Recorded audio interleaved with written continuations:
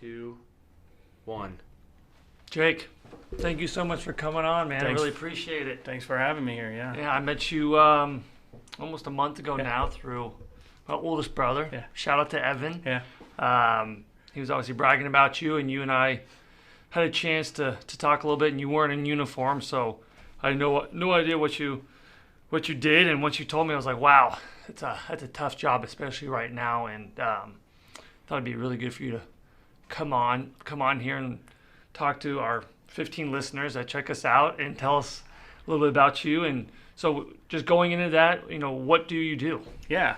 Well, even if it's just one listener, that's one person we can reach and share a message with. So Yeah. So I'm a sergeant with Kansas City, Missouri Police. I've been there a little over 17 years. Had a varying degree of jobs from patrol to SWAT, tactical operations. I was an instructor at the academy for a period of time. Did some investigative support. As a sergeant, I've done some investigative support as well. Now, most recently, my assignment is in the Media Relations Office, which is all the public information, public relations for the whole department. Okay. And some people might recognize you because you're on TV and you do the press conferences. Mm-hmm. So if the media needs to talk to the KCPD, they put you in front of the camera. That's right. Yeah, I'm one of 3 people that do that job that are assigned full-time to do that job.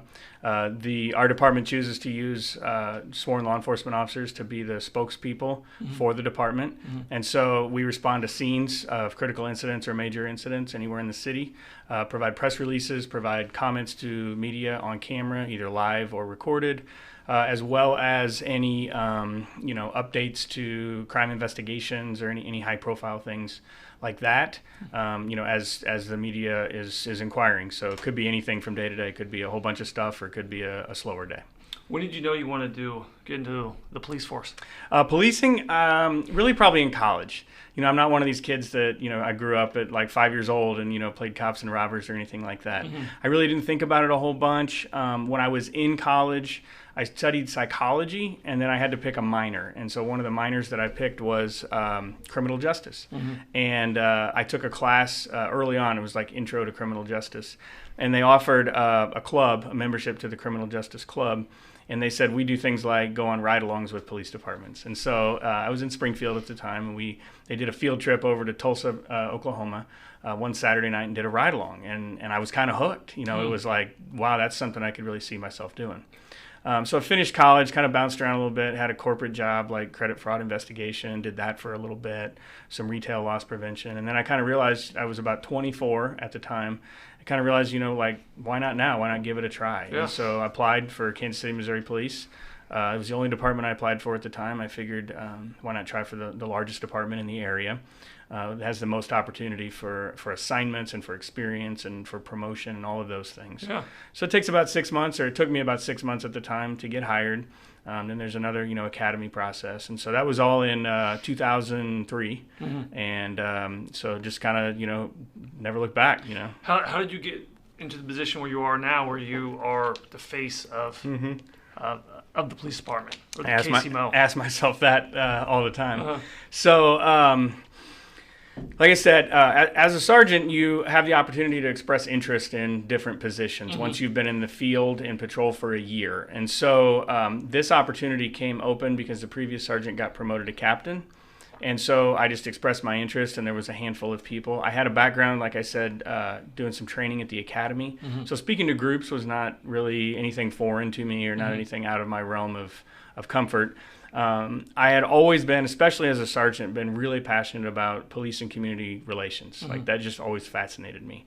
When we go in parts of our community where we're very well supported, and we go in other parts of our community and we're not, and what are the things we can do to affect that, and how can we make a difference with that? And my mind's always kind of racing about those things. And I know that the media is one of the best conduits that we have between our department and the community. And so I did not want this job so that I could be in front of cameras and talk on cameras all day long. That was a side kind of like, that's part of what you have to do. But what I really wanted to do was affect our community relations with our department and our community, specifically in Kansas City. And I had some ideas of some things I thought that we could do there. And the previous the sergeant that I replaced, she was outstanding at that. And so I had really big shoes to fill. But I had some ideas and some things I wanted to try, and the chief gave me a shot. And so I've been there for a little over 2 years now. Okay, so last night I watched on Netflix a show called The Social Dilemma, and it basically examines social media and how it's affecting people's depression, suicide rates. We're constantly connected. We're glued to the phones, and it's all based off of basically big tech and the money they're making off of us as products because of the data that we create. Sure.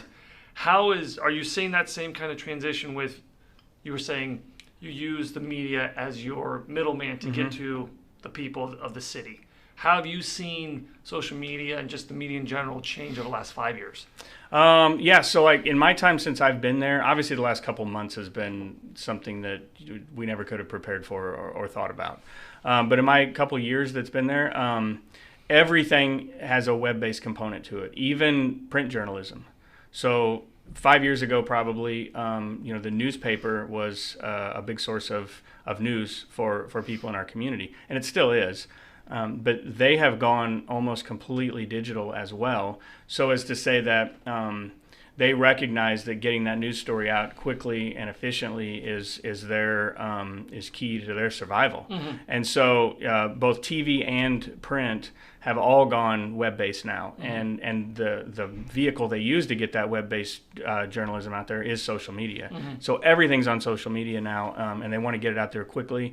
The quick, the tweet with the link to the story as quick as they possibly can, and it is really a battle and it's a race. And like I feel it from my end because everybody's like my phone will explode when something's happened. Like literally 4 or 5 people calling at the same time.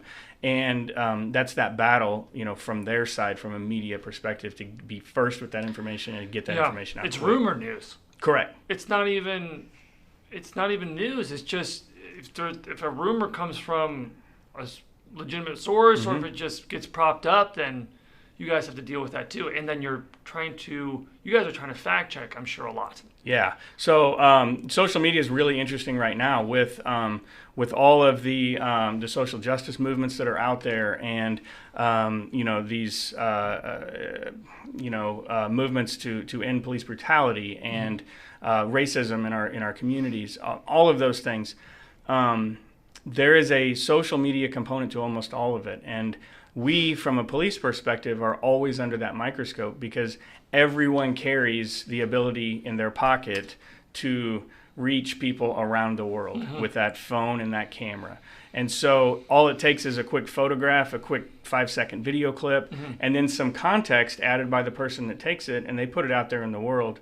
And now what we're seeing is the media will grab that, and they will run with it. I mean, they will take off running with it. And then almost to the point where they forget sometimes to stop and look back and say, hey, let's ask the police department their side of this, which is journalistic integrity 101. But that's kind of what we're seeing right now, and that's, if there's a video out there of police activity, they want to be first and they want to have it out there in the event that it is this next big breaking thing, because that's what gets eyes on their product, Well, going off what you were saying, why not let's ask the police department? So I'm just going to pick on one of the recent incidences with Jacob Blake. He's going into his car, and then they shoot him. I think it was 7 times. I'm looking at that, and I looked at all arguments, whatever. It's heat of the moment, lots of adrenaline going. My first thing when I saw it was, okay, why shoot 7 times? And why not maybe aim for a limb, his legs? Yeah. And that's just, I don't know anything about what you guys do or the training, but that was just my first gut reaction that came to my head. Yeah, so that question is one. My whole time on the police department, I've heard that. I've heard that question, and I invite the opportunity to visit about that a little bit. And I actually like it when people ask me that because it's an opportunity to create some understanding and to add some context for the next time a video shows up on the nightly news or something like that. First thing about that incident, I've seen the one video that I think everybody in America has seen. It's from like across the street. Looks like maybe from an apartment window or something. So the important thing to know about videos is they are a snapshot of a perspective of this entirety of the event. Right. And they are, for all of us, they're affecting one of our 5 sights. The people that are literally in the video are the only ones that get the benefit of all 5 of their senses. I said sights. All 5 of their senses. Our sense is only getting sight and maybe sound. So there's other senses that are being affected that play into people's psychological responses, play into their fear responses, play into their sense of a danger in any certain situation.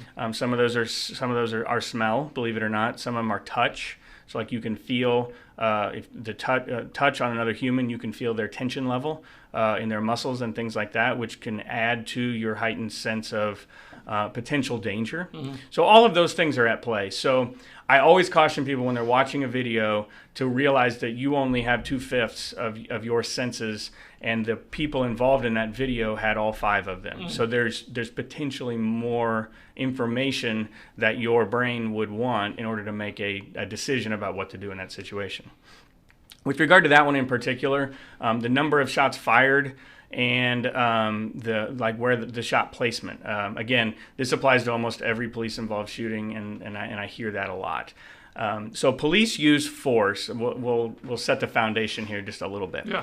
Police use force to a degree that is necessary to safely bring a situation under control, whatever that situation is. Like that's the foundation. That's the founding principle, and they do so under the authority given to them by a Supreme Court decision. It's Graham versus Connor, and it's a nearly 30-year-old Supreme Court decision at this point.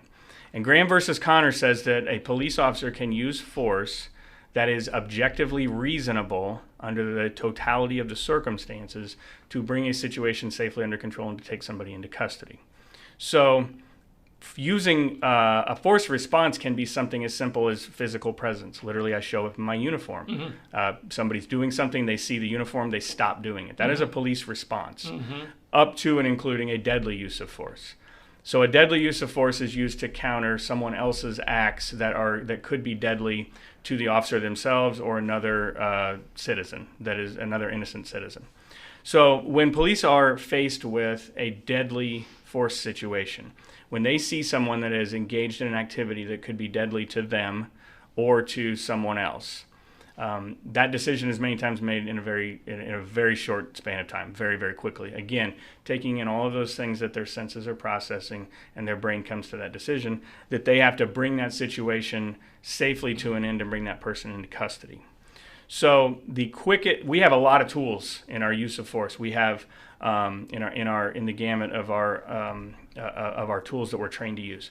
We have some that are known as less lethal tools, less than lethal, and we have some that are known as lethal.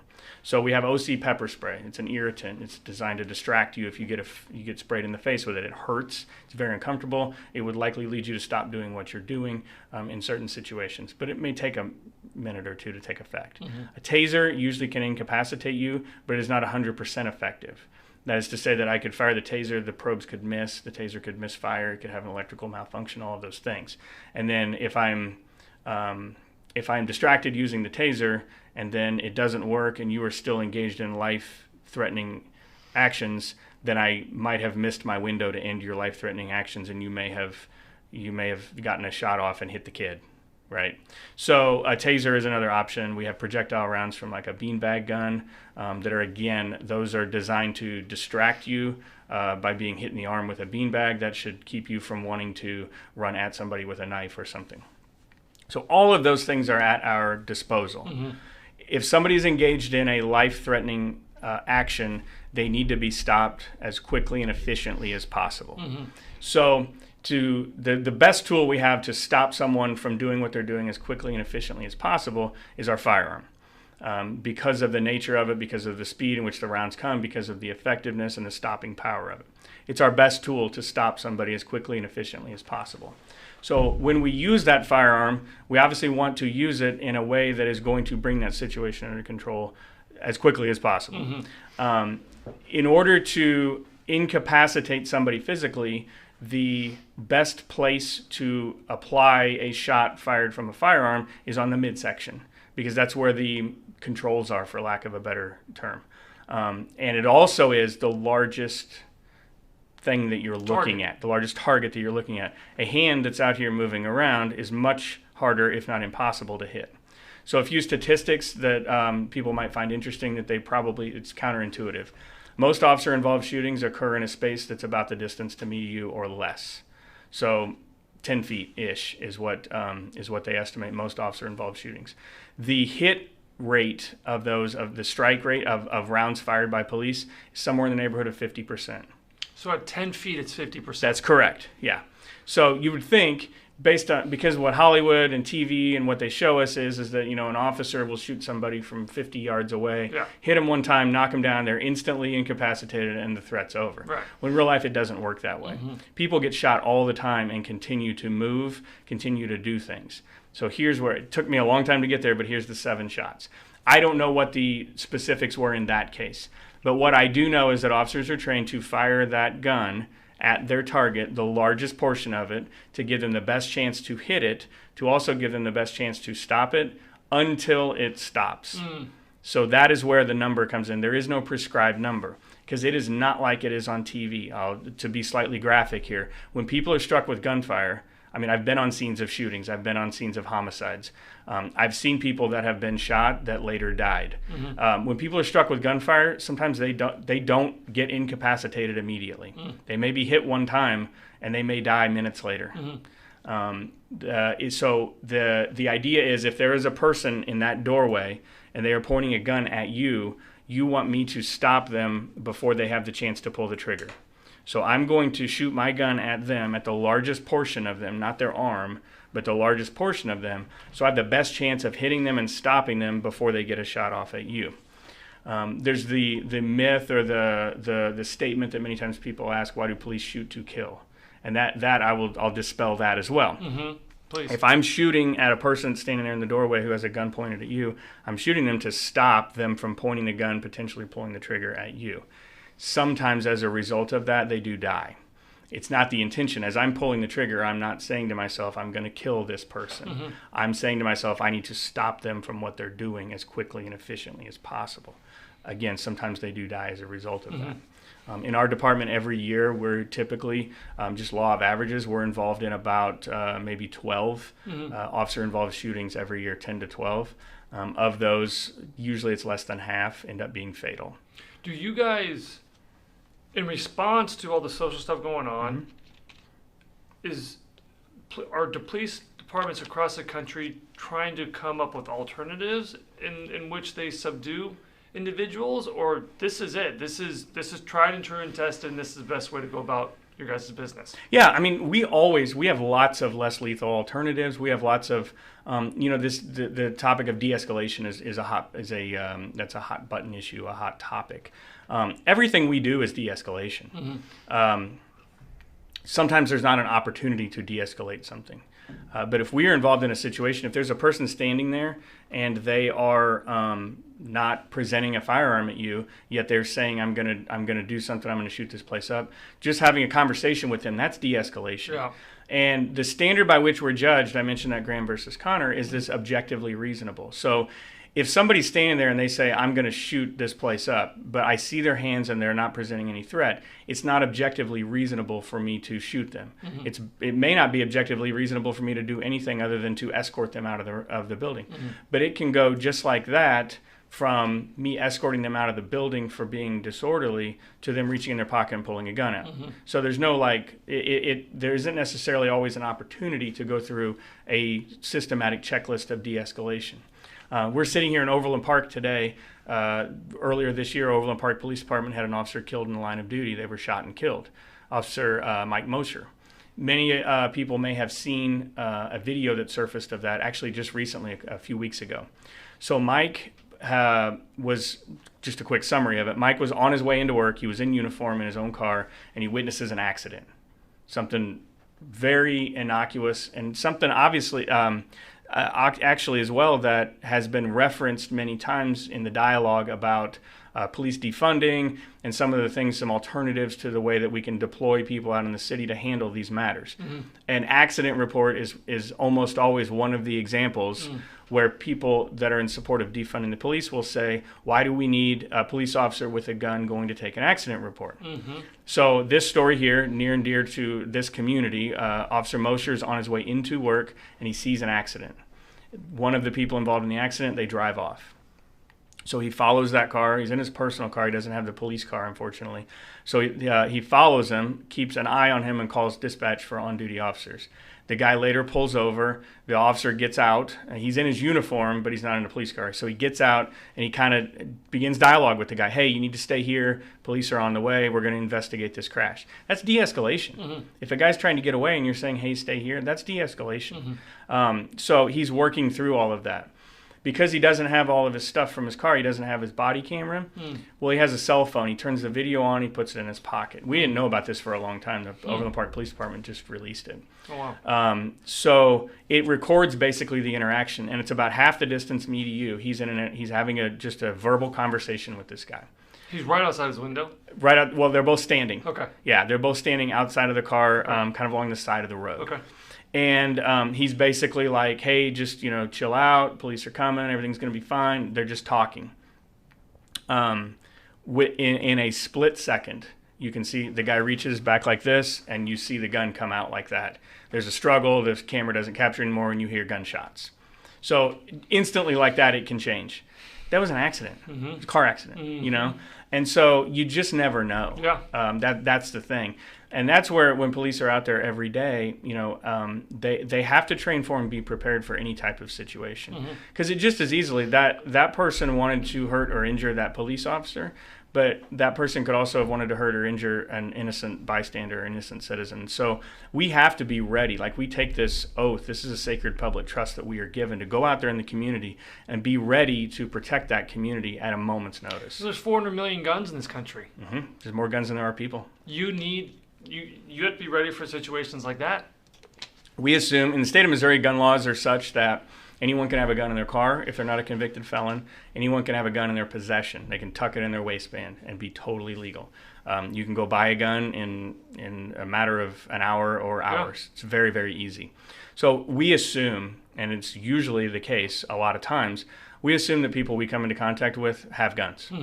The vast majority of them are responsible gun owners, probably went through normal channels to get those guns, and that's great. Many of them will notify us if on a normal car stop for speeding or something like that, or on an accident call. Many people will say, just so you know, I have a gun in my car, and they'll let us know that, and that's much preferred. That tells me that you want me to know that you have nothing to hide. You're on the up and up. You're not going to take that gun and use it.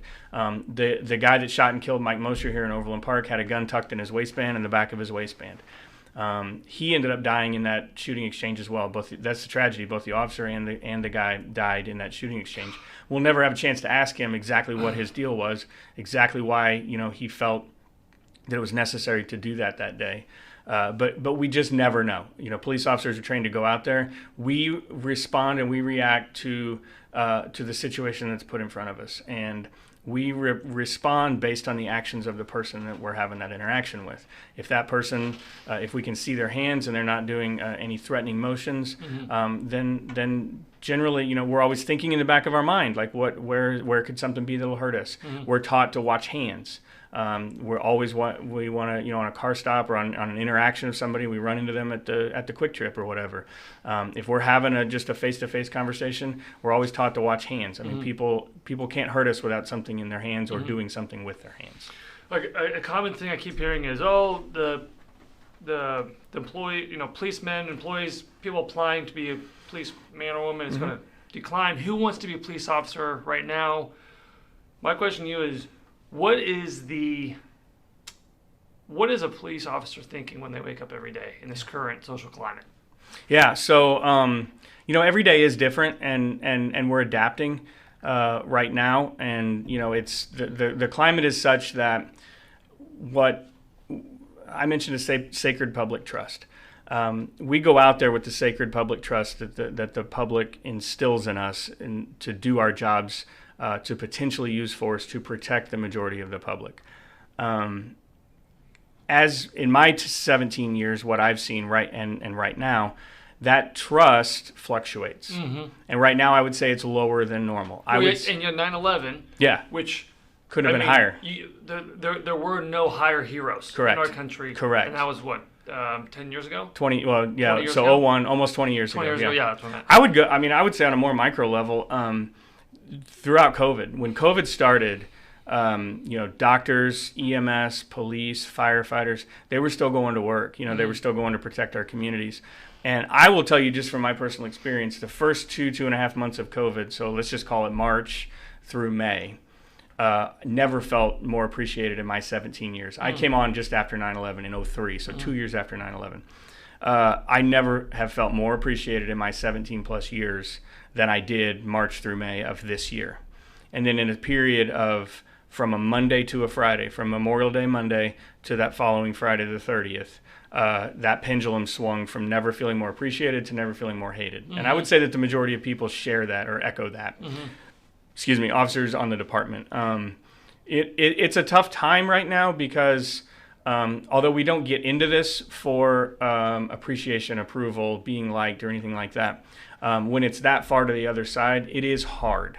Yeah. But that's the thing about service. Service requires courage, and part of courage is doing something that people look at you and they don't like you for it. And so that's also what makes service great, is that you get to hold your head high. You get to be proud of the fact that you go to work every day and you do something that not necessarily everybody would want to do, but you do it for other people. And that kind of is what fuels you. And that's honestly what is still fueling a lot of people right now. We have had people leave the department across the country. I hear a lot of narrative of people quitting police forces and things like that.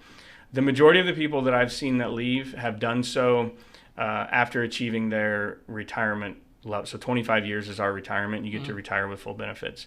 The majority of people that I've seen that have left were eligible to retire. Gotcha. I haven't seen a lot of people at the 5-year mark, 10-year mark say, you know what, I just can't handle the climate. People, they're still coming. They're still coming to work. So they got into it, for if you were solid in your reasons for getting into it and why you got into it, then that kind of, that prevails, through this. We always knew that there were going to be a segment of the population that didn't like us for for whatever reason, for what we had to do. And now it feels like there is a sort of a media narrative and kind of a national narrative that helps support that segment right now. But there's still also that just as much on the other side, there's still a large segment of the population that does want to express their appreciation. Yeah. It's almost like some people want to take it to another level, like where I don't know, a year ago, I'd be walking into Quick Trip or walking into somewhere to, grab lunch or whatever, and I would have an exchange with somebody, but now it's like if they're a police supporter, I'll have that exchange and they'll be like, hey, I just want to tell you thanks for what you do. So we still do that. It's not like zero people out there support us. We still see that. And that's the important thing right now in this time when it is kind of tough and we are under intense scrutiny, and it does feel like there is a section of the population that is not going to be supportive of us and in fact vocally oppositional to us. Well, and then could potentially put you guys in danger. Correct. Yeah. You got to soak up those positives, but yeah, it absolutely potentially could. They're in some cities they're chanting death to the police. In Los Angeles 2 days ago, there was two sheriff's deputies were in their police car. Yeah. And they were ambushed. There's great video of it. The guy walks right up to the car and just unloads on the car with gunfire. And that happens. I don't want to say that's not surprising. It's always surprising. But the real shocking thing of that whole situation was not that. It was later at the hospital when the protesters showed up and they were chanting, "We hope they die," outside the hospital. Like that to me is a new level of shocking. I can't I can get my head around that there is somebody who's mentally deranged or challenged or has something in their head where they want to shoot at a police officer. I can get my head around that because it happens. But that a section of the community would stand up and go stand outside and chant audibly and protest and block the entrance to the hospital and say, we hope they die, like that's way too far. Do you think social media has put these people together? Because from what I know, when you're liking things and watching things, the algorithm gets you in a groupthink, gets you in that echo chamber. So you can go down a rabbit hole of all the bad cops in the world and the videos of them killing innocent people, and then that's the only thing logical that makes sense to me why a group of people would go to the hospital and chant something like that. Right, like you can be so captured by that belief that these guardians of our civilization, of our democracy, are so out of line that we need to go and wish for their death. Like that, to me, that's a flawed belief. To them, it makes sense, I guess. They're human beings. I guess if I look at it at a basic human level, there are things that I believe so strongly in that I would probably stand on a street corner and yell them too. It doesn't involve death or the ending of those that are responsible for protecting our society, but there probably are things. And I guess if there are things that I could feel that strongly about, then there's things that those people could feel that strongly about. The thing that I'm kind of interested in, and obviously not being in LA, I don't have that feel for it. I'm curious how the majority of the population received that, because to me, like, if I'm part of or if they even did receive it, right? If I'm part of a community and maybe I have some skepticism around police, and maybe I do think there should be some things different about police. I find it hard to believe that there is a large number of people that believe that someone just based on the clothes they wear, the color of their skin, the way they wear their hair, whatever it is, based on any of that they should die. Like that's a step that I don't think the majority of the community should make. So what do you think is at blame? Do you think it's social media? I don't know if it's social media. I think maybe that's part of it, because I know there's a lot of communication that goes on social media. There is, when there is an event, when there's something posted, we see it here locally. The comments. There's a phenomenon called getting ratioed. I don't know if that's something that you've heard. So Twitter's real fascinating. You get to see the number of likes and you get to see the number of comments. Likes are super easy. When something is out there, whatever it is, if it's a police posting a picture of handing a teddy bear to a kid, you can like it, or you can click and you can take the time to write something out. If the negative comments outweigh the likes, that's called getting ratioed, is what we've learned in our business. Okay. Yeah, we've talked about it in so the ratio is normally more likes than comments. So if it is that strongly, if it causes that strong of an opinion, then it's something that has kind of you've lost the focus, you've lost the narrative of it. Gotcha. You post something positive and it gets more negative comments than likes. Gotcha. So it kind of outweighs it. Yeah. That's a term that we've heard used, that I talked to with public information people across the country. Yeah. So the big question is are those real people sitting at real computers somewhere that are part of that ratioing? Yeah. And the answer is, honestly, I really don't know. Yeah. Nobody does. I really don't know. It's the internet. It is the internet, and there are ways to create programs, and there is coding, and I'm not a computer programmer type person, but I'm pretty much confident you can make a computer do anything. Oh yeah, we have a guy who can automate messages and posts. Yeah. And so we've been through it where there's been some things that literally we have been comment attacked, for lack of a better term. We have an Instagram account, which is kind of it's not necessarily breaking news. It's more like happy pictures and community events and things like that.